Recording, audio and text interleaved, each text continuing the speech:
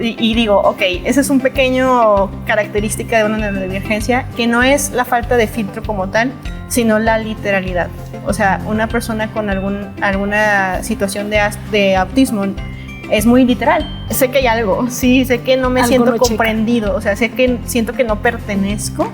Y eso a la vez me da felicidad en el sentido de que, bueno, ¿llegan pacientes? No. No. Sí, claro. Me da felicidad porque creo que la neurodivergencia o los trastornos, por llamarles de una manera, porque así se tienen que llamar, ya se están haciendo como parte de algo natural, porque son algo natural, algo que no se pidió de las personas que tienen que manejar la información, pues también se crea una etiqueta que va a ser un niño señalado.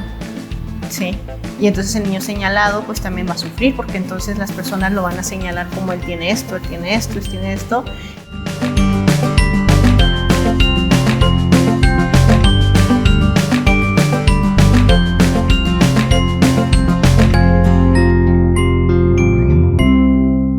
Hola, bienvenidos al podcast de la maestra Diana. El día de hoy estamos con una persona muy especial. Su nombre es Prisma Peralta y ella es neuropsicóloga infantil o en general. En general. Es muy interesante. Leí mucho que estudiaste en muchos lugares. ¿Nos quieres platicar un poquito de eso? Ok, bueno, mi formación como psicóloga de base ha sido lo que ahora se conoce como FACSA, que es la Universidad Juárez del Estado de Durango, cuando yo ingresé. Después de ahí realicé lo que era una maestría en terapia breve para dar terapia tal cual, pero honestamente siempre tuve como que la espinita de querer estudiar neuropsicología. Situaciones de la vida no me permitieron estudiarla antes de la maestría. Ahorita no me arrepiento, ¿sí? Y terminé estudiando neuropsicología en la Universidad Mondragón en Querétaro durante la pandemia. Y ya después de haber estudiado un poquito lo que era la neuropsicología, las neurociencias, hice un diplomado en lo que sería autismo y déficit de atención. Hoy, ese es el tema del día de hoy, la neurodivergencia. ¿Te gusta mucho tu carrera y te gusta mucho trabajar con niños, o nada más te gusta tu carrera y lo que llegue para trabajar es bueno? Creo que me gusta mucho mi carrera. Sí disfruto trabajar con niños, pero es un reto. O sea, es un reto constante, porque cuando se trabaja con niños, no nada más se trabaja con los niños, se trabaja con los niños, con los padres, con los maestros, con los directores, con los vecinos, con la familia. Con su círculo en general. Con su círculo en general. Entonces, yo en la hora que tengo con los niños lo disfruto muchísimo, o sea, me la paso muy bien con ellos. Creo que aprendo a relacionarme muy fácilmente con ellos, intentar comprenderlos, pero sí batallo mucho cuando se trata ya de brincar esa cuarta pared, ¿sí? Y de enfrentarme a los papás tal cual. Ahorita a lo mejor vamos a ahondar un poquito más en eso, pero sí, o sea, sí me gusta mucho mi trabajo, sí me gusta trabajar con niños, sí me gusta lo que es la neuropsicología, pero me considero un poquito más psicoterapeuta, ¿sí? Ok. ¿Qué es la neurodivergencia? Si me permites preguntarte, porque últimamente está como que esta polémica de no les digan neurodivergentes porque no se dice así, o sí dile neurodivergente a mi hijo, no, o sea, es un rollo, una cuestión bien grande. Mira, los términos como tal es un conjunto de personas que se reunieron en una sala y que dijeron, ok, esto tiene estas características, ¿qué nombre le ponemos?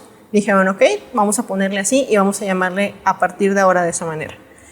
Viniendo para acá estaba pensando en, bueno, ¿cómo voy a plantear la entrevista a la hora de dirigirme hacia las personas con alguna neurodivergencia, a las personas decirles autistas, decirle personas con autismo, o qué onda, ¿no? Y me puse a pensar en algo que dentro de la terapia como tal yo hablo de decir, pues diles como ellos quieran ser llamados.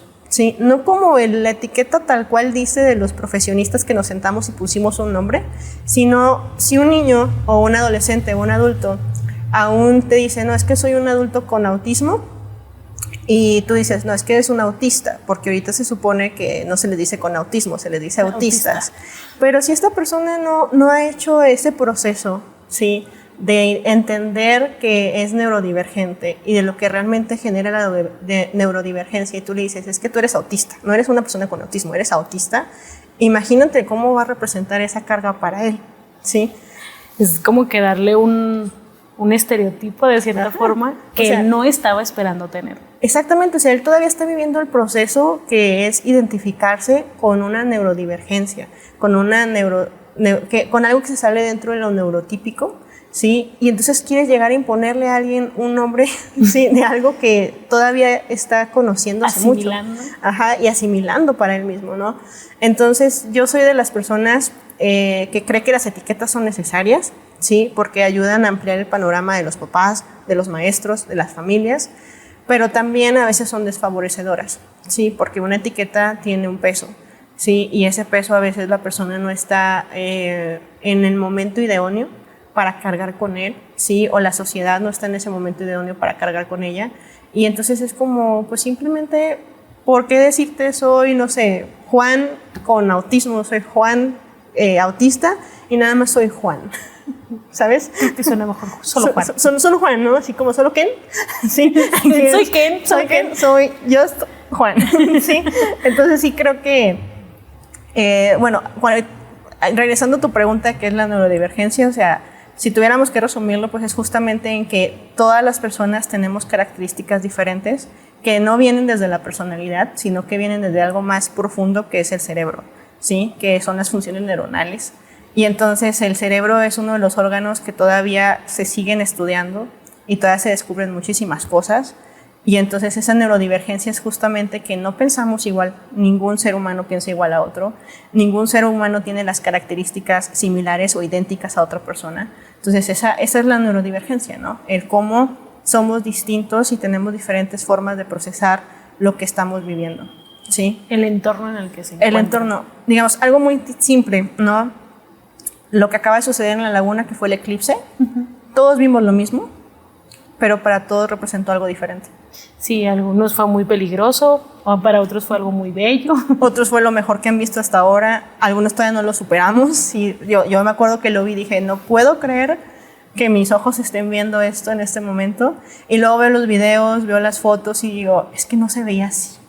O sea, se ve bonito en la foto, pero no le hace justicia. Pero no le hace justicia, ¿no? Entonces, un mismo evento, todos lo hemos visto de forma diferente.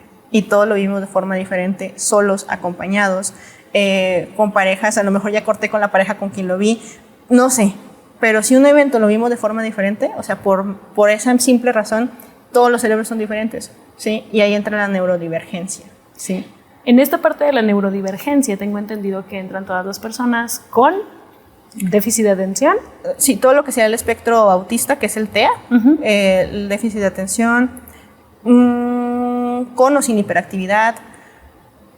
Con impulsividad. Con impulsividad también. Están algunos problemas de aprendizaje también. O sea, entra ya ahorita también el déficit de atención en adultos, sí, lo que es el TEA en adultos. O sea, hay mucha diversidad, sí, hay muchos. Y hay nuevos trastornos que ahorita se están descubriendo o se les está poniendo nombre, ¿sí? Como el de disruptivo disruptivo de impulsos, o sea, que es también el control de impulsos, pero a lo mejor sin el déficit de atención.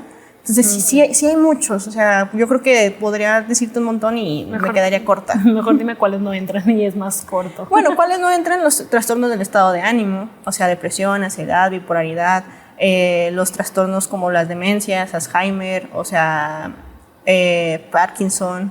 Sí. Esos son como, podría decirse, neurotípicos, pero con otro tipo de enfermedad. No, es que sean neurotípicos, es simplemente que los trastornos del estado de ánimo tienen más relación con la parte afectiva, ¿sí? Sí hay una neurodivergencia porque hay veces que la depresión es más generada por un problema orgánico que es el cerebro. Mi cerebro no funciona como todos los cerebros y entonces como no funciona como todos los cerebros necesito darle ese impulso que justamente ayuda el medicamento a dárselo para que pueda reaccionar de la manera que la sociedad esperaría, ¿sí? Pero no entra como en la neurodivergencia como tal, ¿sí? ¿Por qué? No sé. Sí, todavía no lo descubren. Todavía no, a lo mejor yo me estoy equivocando en si entra y mi conocimiento se quedó corto, puede pasar, pero lo cierto es que era lo que te decía, o sea, si quisiéramos englobarlo, pues todos somos neurodivergentes.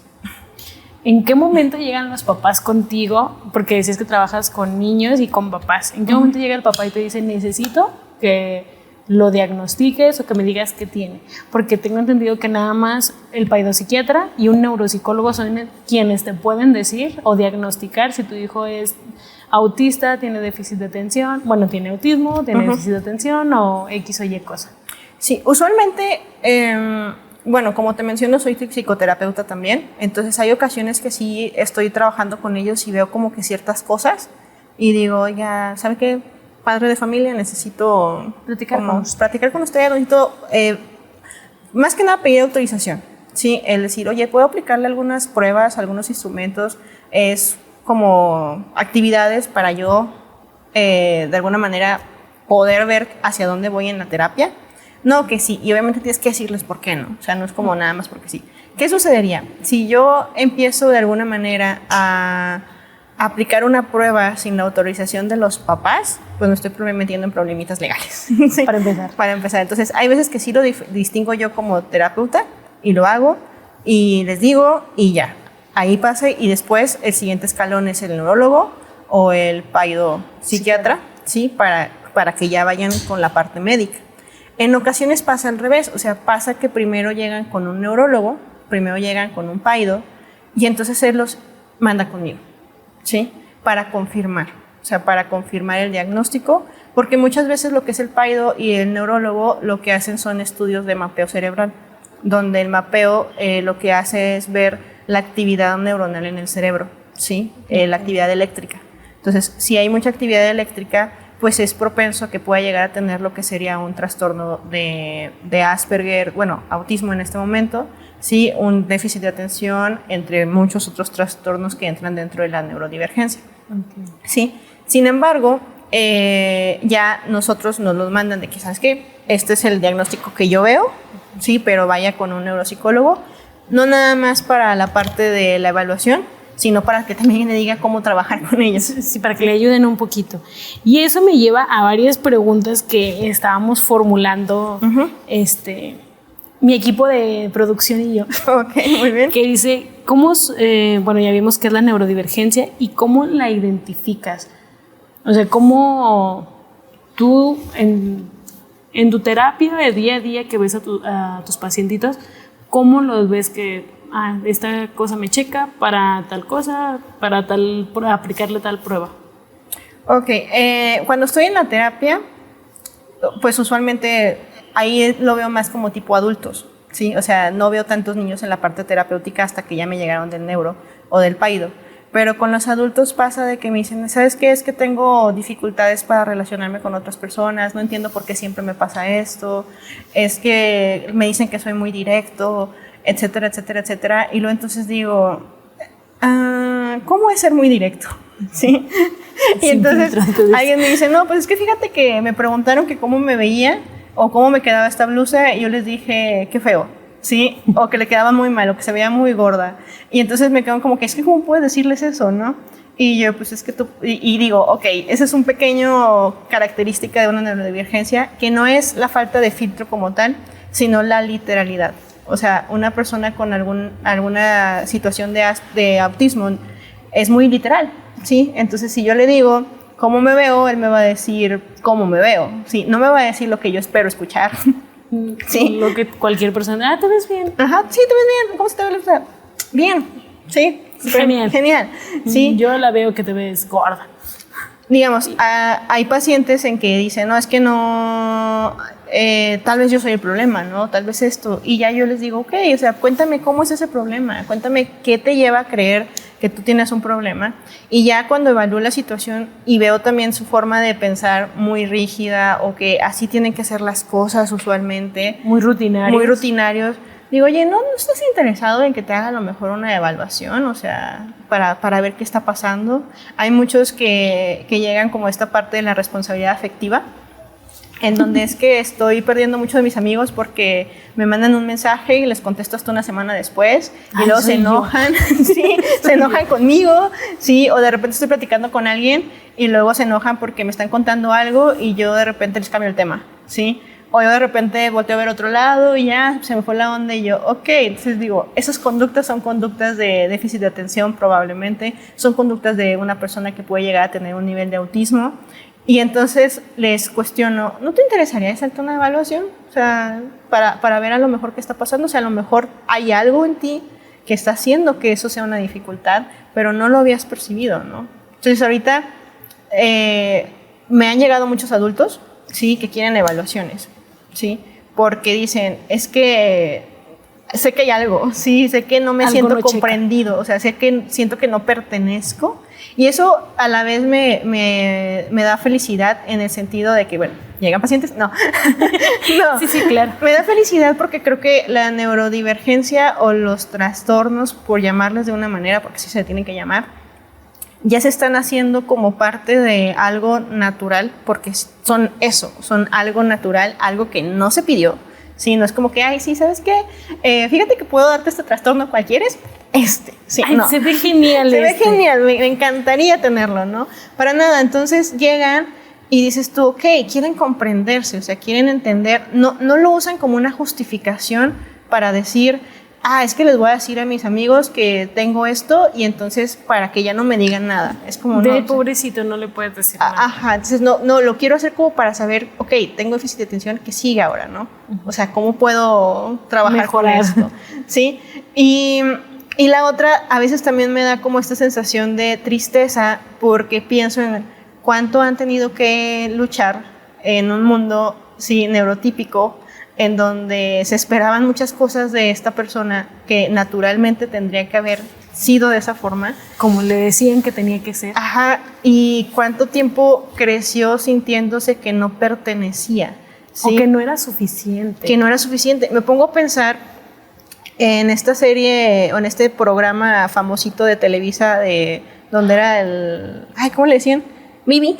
Sí. Ok. Sí, de por qué no eres normal. La familia peluche. Ajá, sí, de por qué no eres una niña normal. Y me pongo a pensar cuántas veces... ¿Cuántos Bibis no existieron? ¿Cuántos Bibis no existieron y cuántos a Bibis no se les dijo, es que tú no eres normal, o sea, ¿por qué no eres un niño normal? O sea, ¿por qué no haces esto? O sea, y te quedas tú de que, wow, o sea, crecieron con eso. Sí. ¿Crees que esa parte también les lleve a una constante depresión de no sentirse suficientes? De decir, oye, pues mi mamá me decía que no, que nada más no checaba, que porque no era como mi hermano, o sea, porque quieras que no, generaciones pasadas eran muy de comparativas, de mi hijo mayor sí es bien listo, pero mi hija la más chiquita, pues como que le cuesta, la pobrecita, y ahí va. Sí, ahí tiene mucho que ver con la crianza, sí, con los recursos que la familia pueda darte. Honestamente sí hay familias que sí hacen un muy mal trabajo, pero ¿quiénes somos para juzgar? Sí, o sea, quien esté libre de pecado que arroje la primera piedra, la realidad. Pero también hay otras familias que hacen o sea, todas las familias hacen lo que pueden con lo que tienen. Esa es una realidad. O sea, retracto un poquito mis palabras. Obviamente, si una mamá nunca supo lo que era recibir afecto, o sea, pues probablemente no va a saber darle afecto a sus hijos, no porque no quiera, sino porque no puede. No sabe cómo. Ajá, no sabe cómo porque nunca lo vivió. Entonces no es que sea una mala mamá, es que realmente ella creció creyendo que eso era ser mamá. ¿Sí? Que eso era darle amor a los demás. Entonces por eso me retracto, porque ahorita que dije, hay familias que hacen muy mal trabajo, no, o sea, hacen el trabajo que tenían para lo que les alcanzó. ¿Sí? Hasta donde llegaron. Si tú vas a un lugar, o sea, a lo mejor tengo hambre, pero hay 4 puestos de hamburguesa, ¿no? Y entonces está la hamburguesa de 20 pesos, está la hamburguesa de 60, está la hamburguesa de 80 y está la de 120, ¿no? Pues obviamente a lo mejor ves la de 120 y se te antoja y quisieras poder dar esa hamburguesa y comerte esa hamburguesa, pero te alcanza para la de 20, ¿sí? Entonces pues tú vas a dar lo que tienes. ¿No? Y rascándole, entonces tú vas a dar lo que tienes y lo que puedes. Entonces no es que si hubiera familias que no hicieron un buen trabajo, es que hubo familias que era lo que tenían y para lo que les alcanzaba, ¿sí? Es esta parte difícil porque también estuvo mucho tiempo satanizada la psicología. ¿Sí? De que el psicólogo nada más va el que está loco. Exactamente. Y todavía, y te lo digo porque hace unos días me tocó platicar con una persona que dice, es que yo no voy al psicólogo porque yo no estoy loco. Yo no es porque estés loco, es porque tienes que hablar con una persona, desahogarte con esa persona y que más o menos te ayude como a encaminarte emocionalmente, no es que nada más van los locos. Sí, la verdad es que todavía existen. Ahorita hay menos tabú. Agradezco a esta generación mal llamada de cristal. Sí, porque creo que es un mal término para ellos. Tienen lo suyo, pero también tienen muchos recursos. Y creo que esta generación vino a enseñarnos a que hay cosas que no tienen que tolerarse. ¿Sí? que hay cosas que sí te tienen que hablar, que hay cosas que sí tenemos que tratar de que sean distintas a otras generaciones que las normalizaron. Sí, que la indiferencia no es parte de... Sí, no es parte natural de la vida, ¿no? Entonces, algo bueno de esta generación justamente es eso. Y entonces, hablando de neurodivergencias, ¿cuál fue la pregunta? Que cómo lo identificabas cuando estaban en terapia, y me dices que... No, después de esa... Creo que ya me perdí en la pregunta. Ok, muy bien. Aquí estamos hablando de neurodivergencia, pero no. De que lo satanizado que estaba la psicología. Claro. Sí, el estigma de la psicología. Ya regresamos. Ya funcionó la ardilla. Y volvemos a la normalidad. Entonces, ahorita, la verdad, hay esta ola donde hay mucho joven que va a terapia. Sí, hay mucho adolescente, mucho joven que les gusta ir a terapia, que ya no lo ven como algo súper ajeno a ellos, sino parte de su rutina. Si tú ves a lo mejor en un bar, en un café, gente que, es que fui al psicólogo, yo también, ¿no? ¿Cómo te fue? O sea, sí, o que se agarran y se toman su pastillita y siguen platicando, sí, ¿no? Sí, ya es normal como hablar de la terapia, o sea, de que ya le puedes decir a tus amigos, ¿sabes que fui a terapia? O, es que voy a terapia y a la hora que salga vamos para allá, ¿no? Entonces ya es como que algo más natural, no normal, natural, que se hable de eso, que se exprese. Y eso es algo muy bueno, ¿sí? Todavía hay mucho estigma, todavía hay mucho señalamiento de que es que tú, ¿por qué vas a terapia? No, tú puedes solo, ¿no? O sea, sí, yo tengo las herramientas. Ajá, sí, el échale ganas, tú vas a poder con esto, tú sabes, ¿no? ¿Tú crees en el échaleganismo? Ay, el échaleganismo, o sea, obviamente... Así súper sincera, tú cuando alguien te dice... Échale ganas. O sea, puede ser una patadita que dices, no la necesitaba, pero gracias. Sí, o sea, obviamente en esta vida hay que echarle ganas, ¿no? Sí, o sea, en esa parte sí creo. Uno tiene que esforzarse, uno tiene que intentar hacer su chamba o su parte del trabajo para poder enfrentar la vida, enfrentar el día a día. Pero hablando de que el que esté limpio de pecado, que arroje la primera piedra, ¿qué es echarle ganas para cada quien? Hablando un poquito de esta otra ola que sería la depresión, sí. Cuando de repente tú llegas con una persona deprimida que está desayunando, ¿sí? Y está desayunando y está triste. Y entonces, ándale, ya, échale ganas, tú puedes, ¿no? Entonces, coinciden muchos pacientes que dicen, o sea, es que le estoy echando ganas. O sea, el estar aquí, sentado, comiendo, es echarle ganas. Entonces, tú llegas y tú le dices a alguien, échale ganas, y acabas de quitarle todo el esfuerzo, como el simplemente haberte despertado, haberte levantado de tu cama. Si te metiste a bañar, qué bien, ¿sí? Meterme a bañar, el servirme algo de comer. Ajá, e incluso si la cita fue en un restaurante, haber salido de mi casa, sí. Porque sabes lo difícil que es siquiera salir del cuarto, de la cama. Ajá, estar aquí el día de hoy y entonces ¿y me vienes a decir que le eche ganas? O sea, entonces, ¿qué fue todo lo anterior? ¿Sí? Entonces, a eso voy, o sea, echarle ganas, pues obviamente hay que echarle ganas, pero es un concepto que dices tú, ¿qué es echarle ganas para cada quien? Las personas, ¿qué esperarían? Que echarle ganas sea un no llorar, estar aquí contento todo el tiempo, o sea... Pues, y que extrañamente las personas que están más contentas todo el tiempo son las que más llegan a concluir esa parte. O sea, la realidad es que la depresión tiene dos caras. O sea, hay gente que tú puedes ver que está súper atenta todo el tiempo a los demás, súper feliz, que cuentan un montón de chistes, pero el humor también fue un mecanismo que les ayudó a sobrevivir. Sí, o sea, como que esta parte de, no pasa nada, burlarse de uno mismo. Sí. Para que nadie se burle de ti. Ajá, para que nadie se burle de ti. Y entonces empezaste a llenarte de cosas, empezaste a tener un montón de cargas que ya al final, pues, ya no viste otra salida. Es lo mejor para todos. Es lo mejor para todos. El salirme de este mundo es lo mejor para todos. Si no le echo las ganas suficientes, si por más que me esfuerzo nada más no cambia nada, si el mundo piensa que no me esfuerzo lo suficiente, entonces, ¿qué hacemos aquí? ¿Qué hacemos aquí? Siento que es lo más difícil el que llegues y le digas a una persona, échale ganas. A mí eso de échale ganas, me pone como que de malas, ¿no? Sí, en la pandemia tuve en un momento ansiedad Y luego a nosotros es como esta parte, checa tus apuntes. Sí, eres psicólogo, así que yo digo que sí, créeme, ya me sé toda la filosofía, digo, toda la teoría, ya me sé las técnicas y aún así es muy complicado.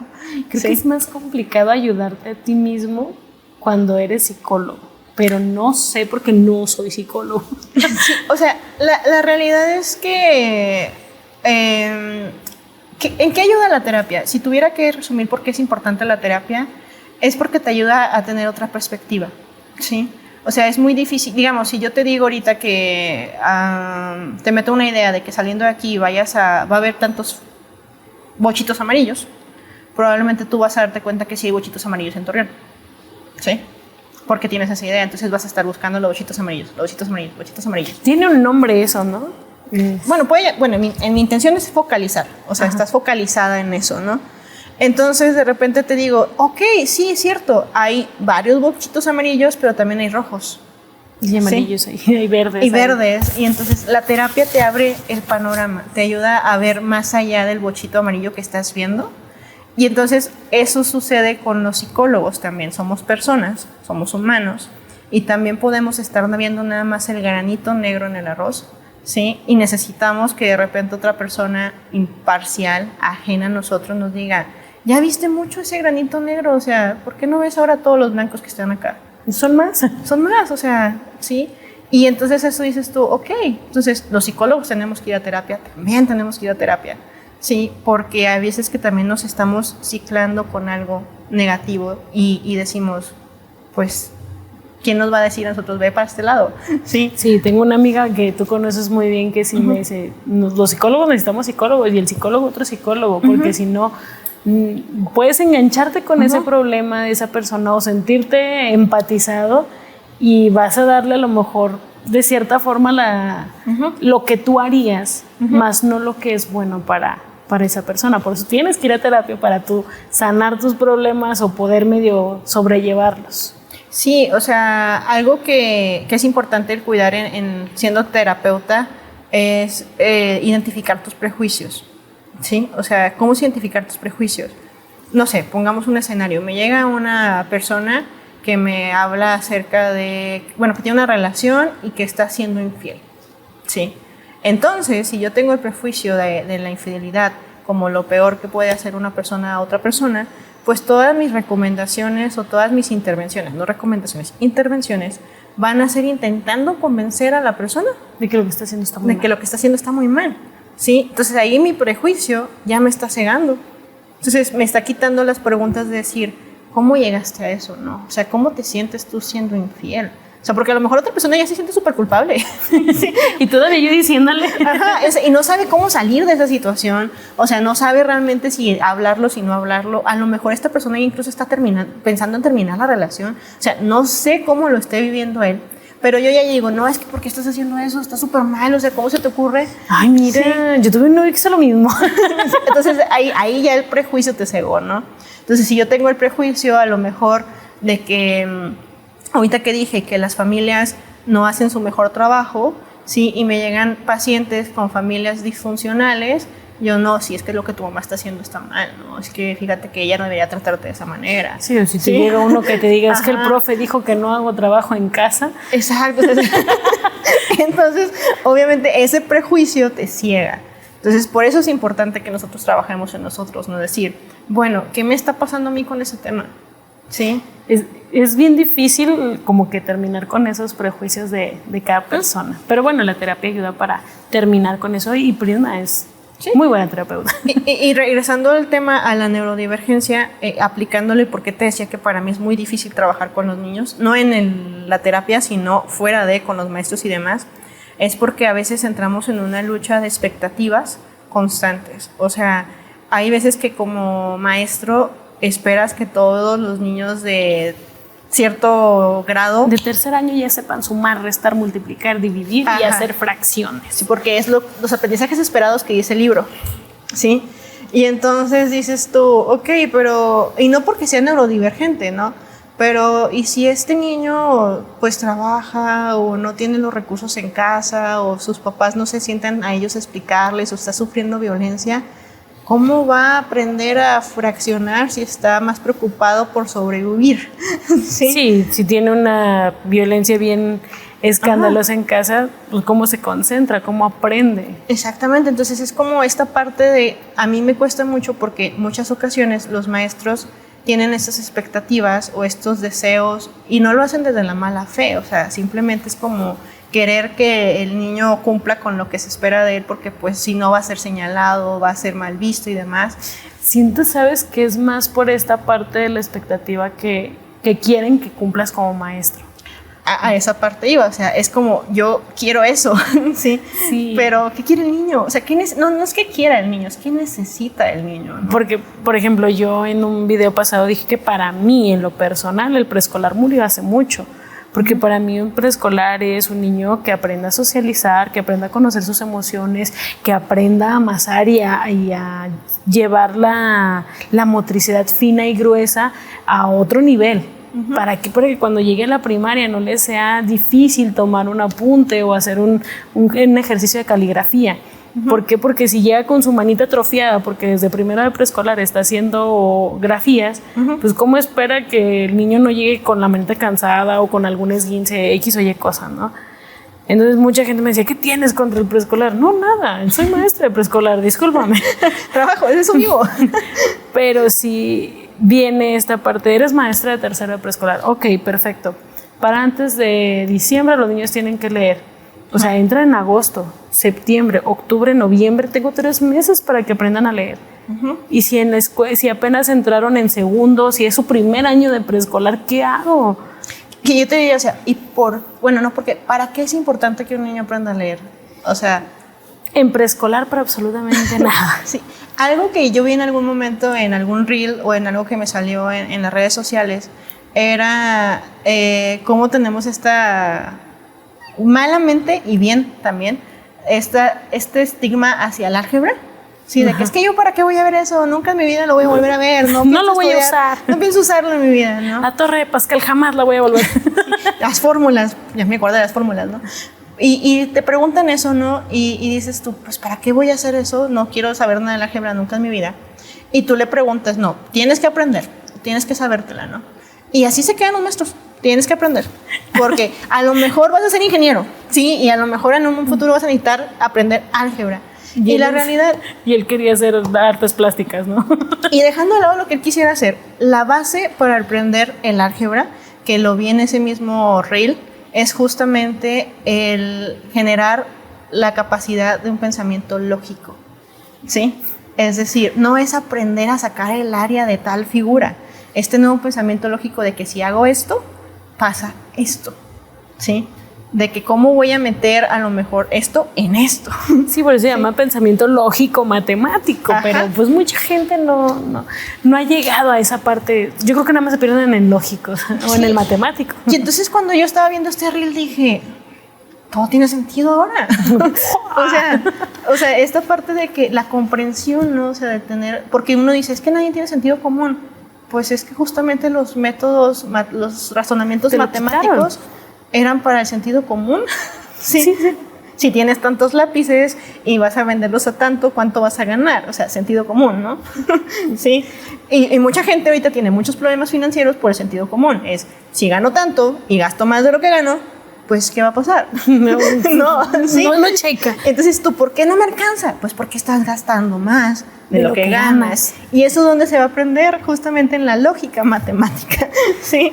Entonces, si los maestros se detuvieran, y no todos, o sea, porque hay muchos maestros que, mis respetos, la verdad, ahorita en las aulas hay mucha neurodivergencia, ¿sí? Y se matan todos los días para tratar de cumplir con las expectativas de cada uno de ellos. O sea, si nos paráramos a decir, bueno, ¿para qué necesita en este momento el niño esto de mí? ¿Sí? O esta herramienta, pues a lo mejor ya le estoy cambiando la expectativa al niño, ¿no? O sea, en este momento, pues ¿de qué me sirve que, no sé, que un niño aprenda a leer? Y va a ser muy como romántico, porque en ese momento fue muy traumático lo de los atentados que hubo en Torreón, si no sabe regular sus emociones. Sí, si no sabe que realmente no puede llegar a tanto con sus compañeros porque es un delito. Exactamente, o sea, entonces es como... Y no sabía cómo se sentía y terminó haciendo lo mismo que hizo con los demás. O sea, ¿cuál es la necesidad en este momento de ese niño? ¿Sí? Que eso es lo que necesitamos identificar. Y hablando de esa necesidad, entonces adecuar nosotros lo que tenemos como herramientas, porque también si hablamos de instituciones públicas, pues los maestros están muy limitados. No, y están sobrepobladísimos. También, o sea, muchos dirán, los maestros de escuela pública ganan muy bien, trabajan pocas horas, discúlpame, pero no te has parado enfrente de un grupo de 33 alumnos, todos con carácter diferente, todos con situaciones en casa totalmente diferentes. Sí, de 33, uno te va a salir que su vida es maravillosa, es color de rosa, pero los otros no. Y que la realidad, o sea, sí existe, como en todas las profesiones, todos tenemos expectativas a la hora de elegir una carrera. Sí. Todos iniciamos con sueños, con metas, con deseos, con añoranza de hacer un cambio. Obviamente llegas al sistema y luego dices tú, ay, no quiero convertirme en aquello que juré destruir. Sí. En ocasiones puedes seguir con tus valores intactos, en otras no. Sí, no creo que, bueno, a lo mejor y sí, me puedo equivocar. Hay malos profesionistas, los hay, sí, pero también hay muy buenos profesionistas. Sí, como en cualquier profesión, valga la redundancia. Sí. Y esta parte de, tú dijiste, me voy a convertir, en mi caso era, yo no voy a ser la maestra que yo tuve, porque yo sí tuve maestros de que, ay, no sabe, no puede. Y todavía escucho esas palabras en la vida laboral, ¿no? Ay, no, es que no puede, déjalo. Y no, o sea, no es que no pueda, es que busca sus fortalezas y sus debilidades. Como maestro, eso es tu trabajo, buscar fortalezas, buscar las debilidades. ¿Para qué? Para fortalecer las debilidades y sus fortalezas dejarlas intactas, porque sabes que en eso es bueno. Sí, y también comprender el que cada niño va a tener herramientas distintas, ¿no? Y va a tener un camino diferente. O sea, digamos, ahorita te puedo decir, pues yo no uso matemáticas, ¿sí? Pero uso el pensamiento lógico. Sí, y mucho. Y es mi trabajo usar el pensamiento lógico. Hay niños que, digamos, algo tan sencillo, si nos hablamos de los aprendizajes esperados, hay niños que a la edad de 6 años pueden dibujar cosas hermosas y yo a los 6 años era bolitas con palitos. Sí. Y no por eso estaba mal. Y no por eso estaba mal, ¿no? Pero también está esta parte del pensamiento matemático de logra hacer, ¿cómo se llama? Logra hacer, colecciones de tantas cosas y a lo mejor el niño que dibujaba excelente no podía hacer las colecciones de 10 o más números, pero tú sí lo podías hacer. Sí, o sea, y esa es la neurodivergencia, es decir, todos los niños tienen características diferentes en donde van a sobresalir. Sin embargo, la escuela espera que sobresalgan en matemáticas, en español, en ciencias naturales, en inglés. En sociales. Sí, entonces como en todas, o sea, tienes que salir bien en todo, ¿sí? Y obviamente sí tiene que haber aprendizajes esperados, obviamente para tampoco llegar a frustrar a los niños de decir, bueno, es que ya están en tal cosa y todavía no puede hacer lo que se supone que a su edad tendría que hacer, ¿no? Sí necesitamos esos hitos de desarrollo, ¿sí? Justamente para entender dónde está el desfase y entonces decir, bueno, vamos a apoyarlo ahora en esta área, ¿sí? Apoyarlo en esta área, no a señalarle que no puede, no a señalarle que no lo hace bien. Eso se lo dice todo el mundo, él lo sabe, ¿sí? Ya sabe que no puede. Entonces es como vamos a hacer tu máximo esfuerzo, ¿sí? O vamos a esforzarnos un poquito más, hasta que, bueno, diga, bueno, no me sé las tablas de memoria, ¿sí? Ahorita, ¿quién se las sabe? Muchos tal vez. Yo ya me preguntan las de 7 y batallo, ¿sí? Pero, pues, ahorita pues sé usar un teléfono. Tiene calculadora ya. Sí, o sea, ahorita sé descargarte un programa, ahorita puedo, a lo mejor, ahorita los niños, muchos, saben desarrollarte videojuegos. Exacto, pueden programar un videojuego y dices tú, yo sé usar la calculadora en mi teléfono. O sea, te sé programar un videojuego, pero como no sé cuál es la capital de Singapur, si es que Singapur no es la capital de un país, entonces no soy bueno. Sí, cuando lleguen a tercero que están viendo Coahuila, es que ¿cuál es tu capital? No sé, pero mira, ya te programé el juego de Coahuila. Sí, entonces es como a lo mejor decir, oye, ¿sabes qué? ¿Y por qué no investigas acerca de los estados de Coahuila y me ayudas a programar un juego donde pueda decir los estados y las capitales? Exacto. Bueno, Estado de Coahuila, ciudades de Coahuila. Bueno, pero los municipios de Coahuila son muy diversos y el chiste sería que todos los maestros nos sentáramos, pero como te digo, crean una expectativa tan grande de cada maestro en cada ciclo escolar y a veces es bueno, siempre te das fama de papá en papá, de ay no, la maestra, por ejemplo, la maestra Diana, excelente, no sé qué, pero luego llega otra mamá y no, conmigo a mí me fue fatal y que no sé qué, y que no sé cuándo, entonces tienes como que el público dividido, siempre. Digamos, yo dentro de mi trabajo, hoy tuve una paciente que pues se quiere quedar conmigo trabajando y que pues está muy contenta con lo que hemos logrado. Me dice que su hijo no se había adaptado a ningún otro terapeuta antes, que me lo agradece muchísimo.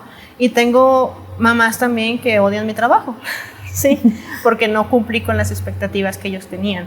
Sí, y está bien, o sea, un público difícil. O sea, es un público complicado y también es como que, ok, entiendo, o sea, a lo mejor simplemente tenemos expectativas distintas, o sea, y estás en todo tu derecho de buscar otro profesional. Eso no me hace a mí la peor terapeuta, eso tampoco me hace la mejor y que tú estés mal, simplemente tenemos necesidades diferentes. Sí, además tú creaste una expectativa, ¿no? La decepción viene de tu expectativa porque yo no te dije que era eso. Puede ser también, ¿no? O sea, el punto es que al final del día hay que... para eso es la etiqueta también, ¿no? Para eso también existe la etiqueta de decir, bueno, esto es lo que tiene la persona, ¿qué sí puedo pedir? ¿Qué no puedo pedir? ¿No? O qué puedo empezar a pedir menos, o qué puedo empezar a exigir más también. ¿Te ha tocado que lleguen los papás y te digan, ay, es que algo le pasa pero no sé qué es? Sí, bastante. Sí, bastante. Y a veces que es donde me frustro mucho, digo, me gusta trabajar con ellos, pero los niños tienen muchas complicaciones y esas complicaciones son los adultos, porque lo señalan mucho, o sea, al niño le hacen ver que tiene problema, o sea, que él tiene un problema, ¿no? No, que él es un problema, perdón. Entonces es que no sé qué hacer con él, ya lo llevé con Juanito de tal, ya lo llevé acá y nomás no le encuentran nada. Y yo así como, o sea, es que él no es el problema, es un niño que tiene un problema, sí, pero él no es el problema, o sea, no me veo ningún niño decir, ay, sí, va a ser un problema, no, o sea, como que hoy tengo ganas de, o sea, nadie pide el cerebro que nos tocó, ¿sí? Nadie pide, en primera, aunque va a ser muy dramático, nadie pide nacer. Sí, para simplemente empezar. Nacimos, ¿sí? Y llegamos a este mundo y entonces tenemos que adaptarnos desde el día uno a que como la vida actual de nuestra familia es mamá y papá trabajan, vamos a una guardería porque ya lo que esperan de nosotros. Entonces a tal edad ya tenemos que haber dejado de usar pañal, ya tenemos que haber dejado de usar el biberón, o sea, ya desde antes de nacer ya estamos programados a que tenemos que hacer y encajar. Sí, desde antes no, es que tienes que acostumbrarlo porque si no se va a hacer nochero. Sí. Se va a embrasilar, ¿no? Sí, imagínate, eres una personita que está acostumbrado a estar calientito, a estar arropadito durante 9 meses y luego te sacan al frío. No es que esté embrasilado, es que tiene ganas de estar abrazadito y calientito. Y luego dices tú, pues estoy llorando, pues es que algo tiene, ¿no? Hambre, sueño, se está haciendo el baño, no sé, le duele algo, pero adivina que no sabe hablar aún, entonces no te va a poder decir, sí, no le enseñamos eso, entonces hay que aprender a cuáles son las expectativas realistas que podemos esperar, sí o no, de algo, ¿no? ¿Qué pasa cuando les das el diagnóstico a los papás de X o Y cosa? ¿Qué emociones has visto tú? Fíjate que justamente cuando estudié la maestría, pues yo estaba súper feliz, ¿no? Sí, súper, sí, ya, soy una psicóloga, lo logré. Voy a ir diagnosticando gente como entregando cartitas, ¿no? A la bestia. Ajá, y luego de repente tengo un paciente, ese fue mi primer paciente de neuro, que era un adulto. Entonces su familia lo llevaba para que le hiciera una evaluación para confirmar demencia. Y la demencia entre el Alzheimer. Entonces cuando yo estaba ahí fue como, me cayó el balde de agua fría de que muchas veces mi diagnóstico no son buenas noticias, ¿sabes? Te cuesta dar las malas noticias. Ajá, entonces como que digo yo, ok, ya tengo mi primer paciente, todavía ni siquiera hacía la evaluación, todavía ni siquiera sabía que iba a tener, pero cuando me dijeron el motivo fue como un, ¿cómo le dices a los hijos que sí se le está olvidando que sus papás se van a olvidar de ti, ¿sabes? Es muy difícil. Exacto, y luego después me puse a pensar, mi segundo paciente fue un niño que tenía también sospecha de autismo, y yo, ¿cómo le dices a los papás que sus hijos pueden tener autismo y que pues es una condición en la que van a tener que aprender y que van a sentirse y verse señalados en múltiples escenarios. Y luego yo me quedé así como que no quiero. Ya no me gusta tanto. Ya no me gustó esto, ¿no? Ya no me gustó. Y eso es por lo que te decía al inicio de la entrevista, que por eso me gustó haber estudiado primero la de terapia, porque esa siento que me ha estado dando más herramientas para hacer justamente lo que tal vez no debería, que es más humano. O sea, siento que algo que intento cuando comunico el diagnóstico es dar las herramientas, ¿sí? O sea, tratarlo de darle la manera natural y ver las opciones y no nada más de que tu paciente tiene esto. ¿Sí? Hazle como puedas. Ajá, hazle como puedas. O sea, no, trato de ir un poquito más allá porque pues eso me ha ayudado a mí en la parte de terapia, ¿no? El entender que pues hay algo más allá de eso, ¿sí? O sea, que realmente un diagnóstico desfavorable, por así llamarle, pues le va a cambiar la vida a esa familia, ¿sí? Y también el diagnóstico favorable le va a cambiar la vida a esa familia, pero también es importante que las personas sepan qué es lo que tienen, ¿sí? Para que puedan saber las cosas, para que puedan entender, digamos, con una familia, con una persona con demencia, es decir, oye, es que si tu papá te está preguntando 50 veces lo mismo, no es porque no quiera ponerte atención, no es porque no te quiera, no es porque, o sea, es porque su cerebro no le da, ¿sí? Entonces, eso ayuda a que el familiar sea más paciente y diga, ok, es que eso va a pasar, ¿no? O sea, entonces yo tengo que repetírselo, ¿sí? Y no me voy a enojar porque sé que eso está pasando. Y no me voy a cansar de repetirlo. No me voy a cansar de repetirlo porque sé que necesito repetirlo. O sea, sí me voy a cansar de repetírselo, ¿sí? Pero no desde la parte de, ay, es que papá, ya te dije esto, ¿no? No desde el enojo. Ajá. Porque también es verdad y creo que uno lo va viendo a raíz que va creciendo cuando lo notas. Me acuerdo de una de mis mejores amigas, ahorita está en Francia, y ella me decía que algo de lo más difícil que le pasaba cuando venía a Torreón era ver a sus papás y darse cuenta de que estaban envejeciendo. Y era algo que yo no me había percatado de los míos, porque yo los veo todos los días. Entonces cuando ella me dijo eso, o sea, empiezo a notar esas cositas que digo, ok, ¿no? Y entonces antes si me enojaba porque, no sé, a mi papá se le caía algo, sí, de que, ay papá, ¿qué hacer? ¿Qué? Digo, pues no, o sea, pues obviamente no que mi papá ya esté anciano, ni mucho menos, ¿no, papá? Si ves esto, no es así. Pero entiendes que los movimientos son más torpes, ¿sí? Empiezan a ser complicados. Empiezan a ser más complicados, o sea, la motricidad fina ya no es tanto, o sea, ya tiene dedos más gruesos, o sea, son cosas que las manos ya están cansadas. Exactamente, entonces dices tú, pues tiro un vaso. ¿Cuál es el problema? Es un vaso, lo barro y ya. Exactamente, o sea, sí a veces, y entiendes que el dolor o el enojo, más bien el enojo que experimentas, porque tu padre o tu familiar tira un vaso, se le olvide lo que le acabas de decir, es por el miedo que te da saber que está envejeciendo, ¿sí? Es el dolor lo que no te está dejando ver más allá de la acción. ¿Crees que las personas vivimos en un constante duelo? Sí, yo creo que esa es la base de mi profesión, o sea, y esa es la base de la vida. Nacemos y vamos a morir, ¿sí? Entonces en el proceso todo es una pérdida, ¿sí? O sea, toda nuestra vida son pérdidas. Dejamos de ser bebés, dejamos de ser niños, dejamos de ser adolescentes, dejamos a nuestros amigos de primaria, dejamos a nuestros amigos del barrio, dejamos las caricaturas, o sea, toda nuestra vida constantemente estamos dejando. Entonces es una pérdida constante, ¿sí? Y es duro, o sea, y por eso es difícil vivir, o sea, y por eso pedirle a la gente que sea feliz y disfruta la vida.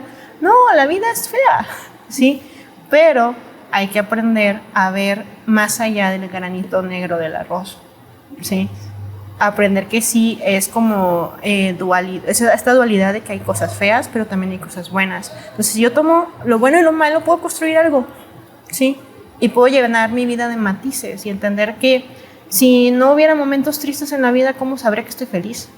Sí, o sea que no todo es blanco o negro, sino es gris, y tienes que aprender a vivir con esos tonos grises. Sí, algo que yo intento a veces en la terapia es ayudar a transmitir el hecho de que el estado natural del ser humano es estar tranquilo. No es estar feliz, no es estar triste, es estar tranquilo y entender que va a haber picos, ¿sí? Y esos picos son naturales, o sea, voy a estar tranquilo y de repente llega alguien, me hace enojar, me voy a enojar, ¿sí? y luego voy a regresar a mi tranquilidad porque ya pasó el enojo. Voy a estar tranquila, entro a una función de cine, veo algo triste, voy a llorar, ¿sí? Y luego salir del cine y ya voy a dejar de llorar porque regresé a mi quietud, ¿sí? Y no estar de que es que ¿por qué lloré por eso? Pues porque era triste, ¿sí? Eso que acabas de ver fue triste, entonces es normal que estés triste, ¿sí? Claro. Es lo esperado, ¿sí? Y entonces regreso al estado de tranquilidad. Cuando das esta parte del duelo, ¿la viven los papás o los pacientes o a quien le das la retroalimentación de tus pacientes? Uh-huh. ¿También lo tratan contigo esa parte del duelo? Es la parte que a veces intento ofrecer, ¿sí? O sea, digo, muchas veces dicen, no, puedo seguirlo trayendo contigo. Digo, o sea, depende de qué quieres trabajar, ¿no? O sea, si quieres trabajar, a lo mejor tiene problemas de lenguaje, pues no vas a traerlo conmigo porque yo no soy terapeuta de lenguaje, ¿sí? Pero a lo mejor si quieres trabajar las emociones, la asertividad, el control de impulsos, pues puedo seguir trabajando con estos clientes, ¿sí? Estos niños, estos adultos. Y es como también al trabajar con la familia es cuáles son las expectativas que ustedes tienen, ¿no? Sí, o sea, y la realidad es que no nada más con la neurodivergencia, sino con todo en general. O sea, pues qué tal si el papá quería que el niño fuera futbolista, sí, y resulta que le gusta pintar, sí, entonces es como, pues lamento decirte o que sea fotógrafo, porque a veces también la fotografía entra en un arte, ¿no? Entonces es como, lamento decirte que esas eran las expectativas tuyas. No es lo que quiere. No es lo que él quiere, o sea, no lo puedes programar para eso. Cuando das esta parte de déficit de atención con hiperactividad o impulsividad o sin hiperactividad o el TEA, ¿qué es lo que más se topan los papás en la escuela o qué es lo que más te ha tocado que se topan los papás? Que quieren que se mediquen luego. Sí, muchas veces lo primero que la escuela quiere es, ¿ya está en tratamiento?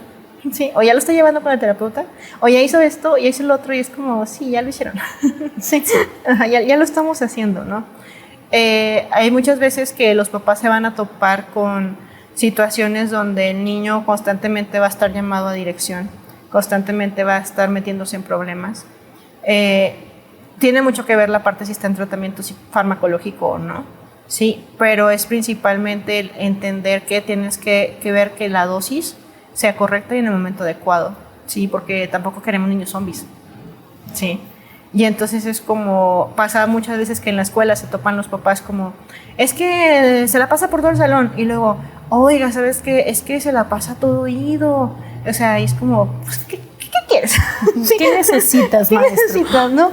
También es importante que los papás comprendan que a veces la parte farmacológica se tarda un mes, ¿sí? En dar efecto, o sea, el efecto ideal para lo que fue diseñado la dosis, okay. ¿Sí? Porque pues tu cerebro de repente es como si nunca tomaste café y de repente estás tomando tu primer café en la vida, pues vas a estar así. ¿Sí? Todo activo todo el día. Todo activo porque es algo nuevo, pero ya en la segunda taza no te va a hacer ese efecto, porque tu cerebro ya sabe que es café. Que es café y ya sabe que, ok, esta sustancia pues provoca esto.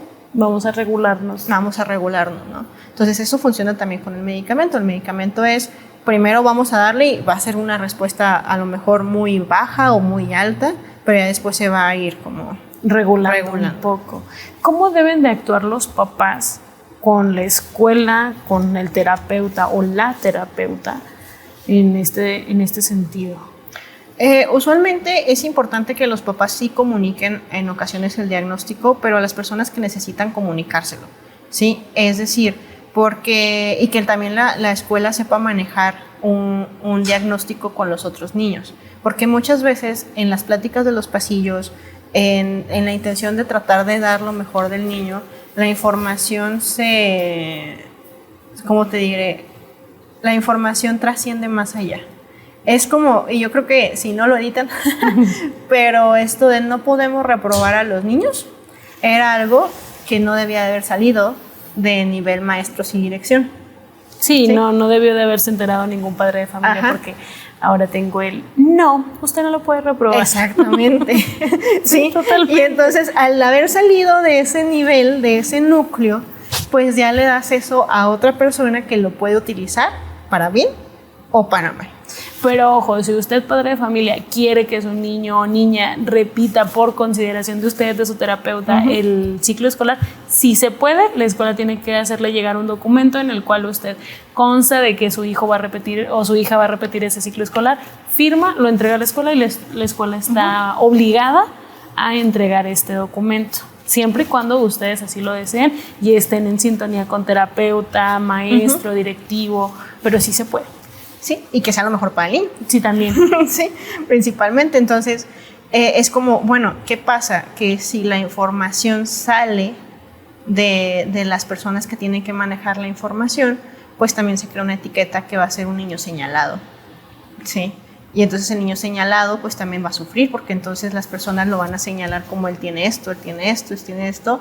Y pasa muchas veces que, no sé, a lo mejor un evento donde el niño pega, sí, y ahorita tengo una paciente que así, el niño pega, y entonces como es que es la niña que pega, sí, es la niña que pega. Y entonces, oh, sorpresa, de repente una ocasión le estuvieron molestando, pegó, y adivina quién regañaron. Pues era niña porque pues es la niña que pega. Exactamente, pero no vieron más allá hasta que ven los videos, sí, porque todas las escuelas tienen videos. Sí, todas. Ajá, y entonces se dan cuenta de que, pues es que la estaba molestando. O sea, sí, se defendió de se defendió de la agresión y aguantó, sí, aguantó bastante antes de la agresión, pero nada más están viendo que pegó y entonces es como, pues es que ya lleva esta terapia y no está funcionando, ¿con qué neurólogo está llevando? Sí. Sí, es la cuestión de que le hacen a todos los papás. Tú, en esta parte, porque viene una frustración bien grande, y te lo digo porque nosotros lo estamos viviendo, de que te digan, ¿y con quién lo lleva? ¿Y dónde estudió? ¿Y dónde esto? No, mejor le recomiendo la verdad que a mí me digan, mejor te recomiendo sabiendo que yo ya, porque terapeuta, mamá, tienen que hacer clic, no sé, si mamá no le tiene confianza a la terapeuta, no va a haber una buena sintonía ahí. Ajá, entonces, si tú me recomiendas a alguien más, probablemente lo vea, pero me va a quedar con el que a mí me agrade más, mejor. Aprende a trabajar con el que yo te estoy trayendo porque ese es el que yo vi que era mejor para mi hijo o mi hija. Sí, y sobre todo el ajustar las expectativas.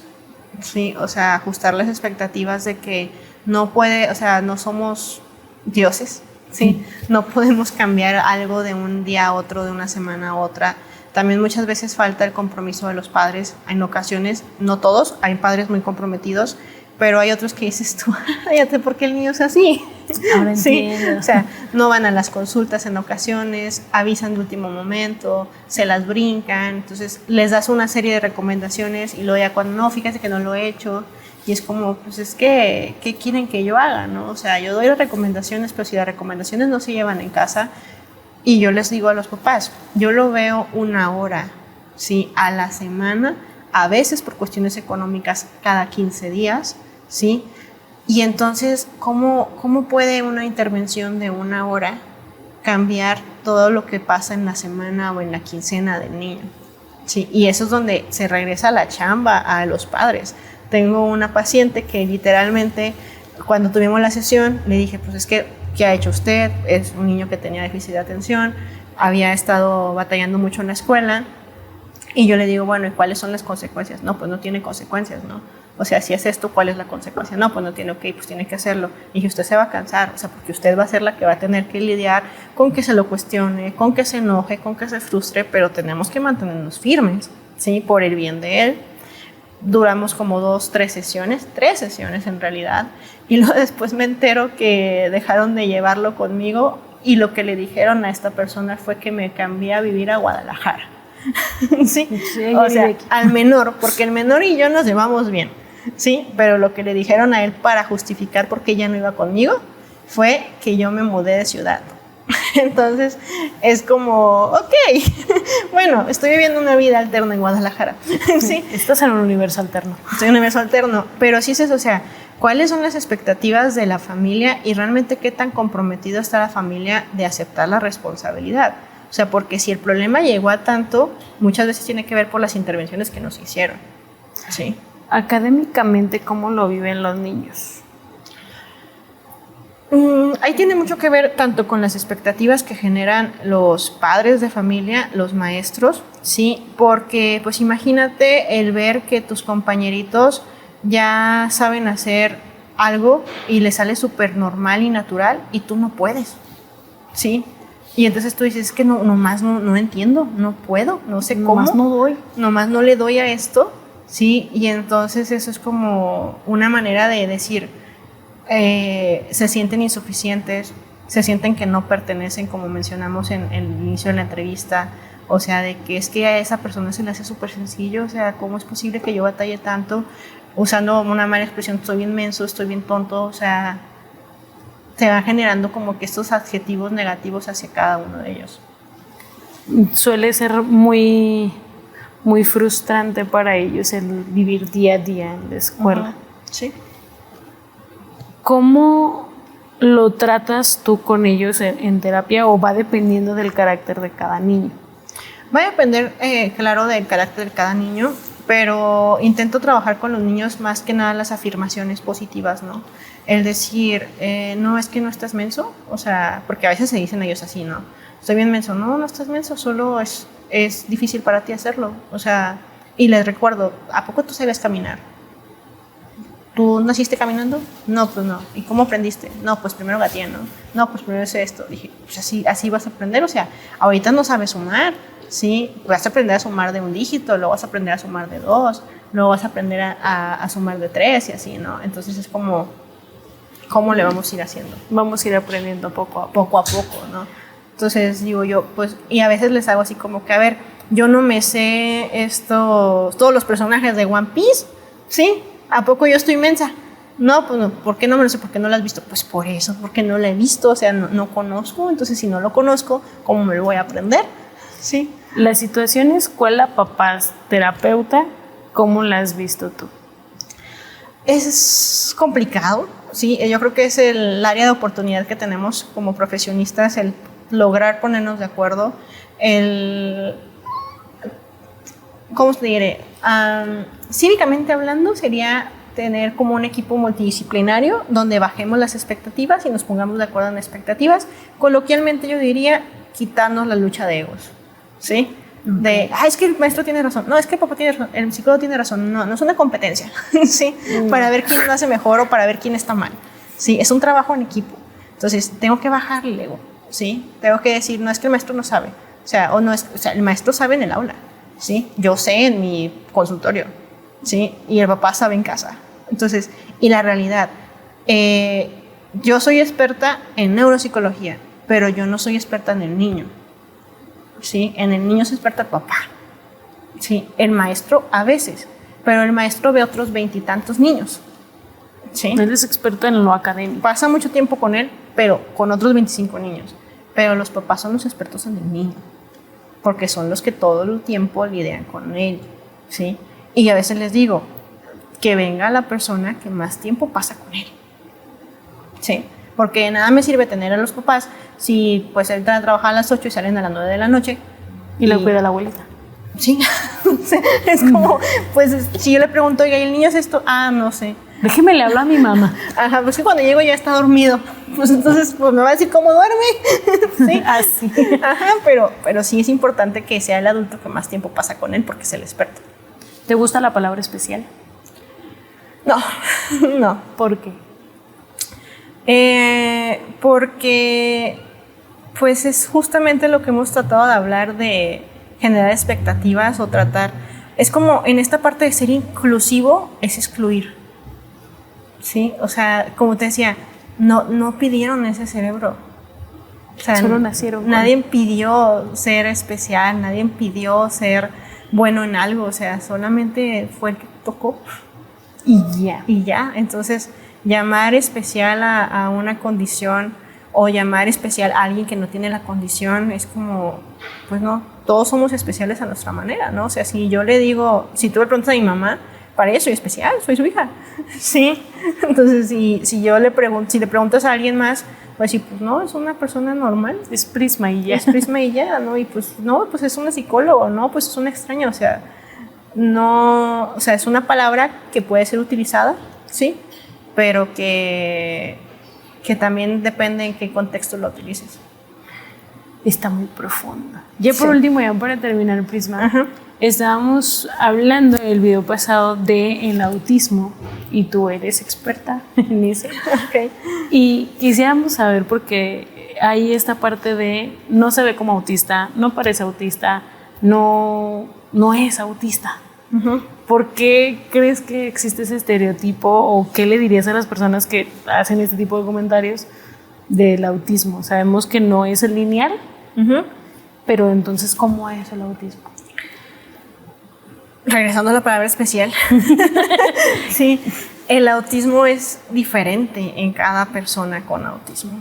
Sí, y va a depender mucho del diagnóstico oportuno, de la falta de diagnóstico, de la familia, de los recursos, de todo.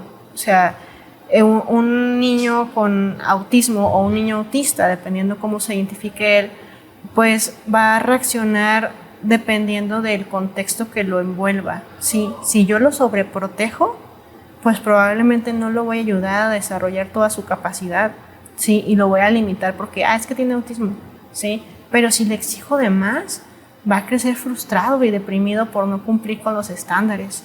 Entonces, el autismo, algo que quisiera como que para darle cierre a la entrevista sería el que, ¿qué quieres esperar? O sea, un niño que esté balbuceando, un niño que no hable, un niño que esté sentado en un rincón.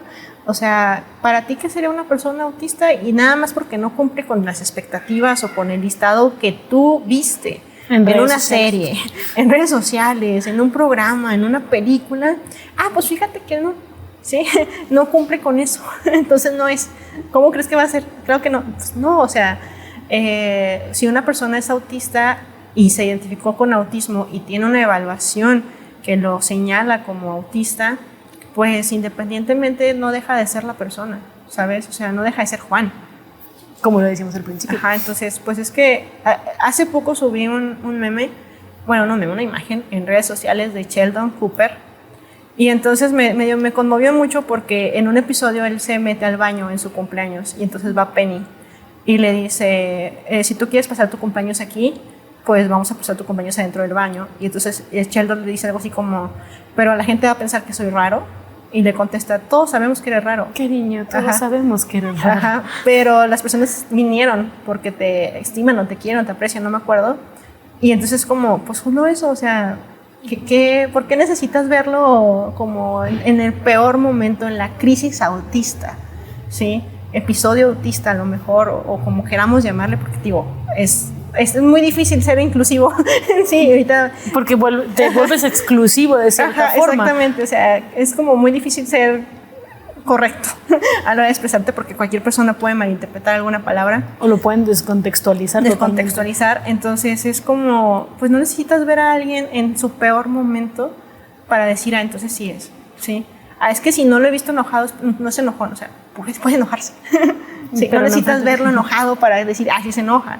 No necesitas verlo llorando, sí se pone triste, ¿no?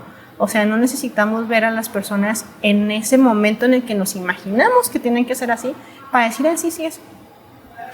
Por último, tu número de teléfono, dónde podemos encontrar, dónde podemos pedir un diagnóstico, una terapia. Ok, actualmente estoy consultando en Gómez, en la ciudad de Gómez. Es en la calle Zarco, entre Aldama y Bravo.